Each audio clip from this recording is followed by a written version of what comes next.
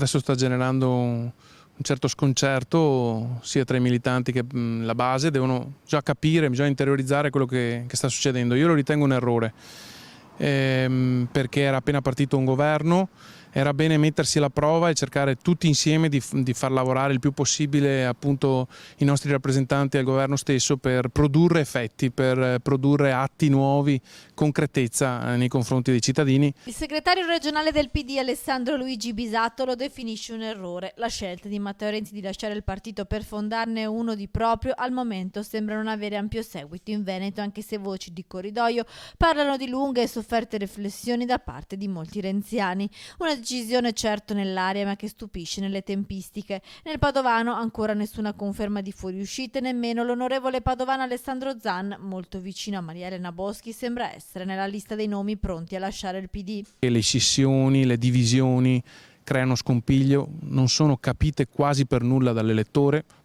medio in genere, che a questo punto va ad ingrossare sempre più quella fascia di non elettorato, di indecisione. Nessuna diaspora nemmeno tra gli esponenti della giunta padovana. Gli assessori Andrea Michalizzi, Antonio Bressa e Cristina Piva in quota PD rimangono nel partito. Lo stesso Bressa, renziano della prima ora, si è detto convinto di rimanere con i democratici purché il PD di Zingaretti mantenga un'anima liberal. Dello stesso parere anche il segretario regionale Bisatto. Il Partito Democratico continua ad essere la casa di tutti i riformisti, qualsiasi fosse la loro area di arrivo.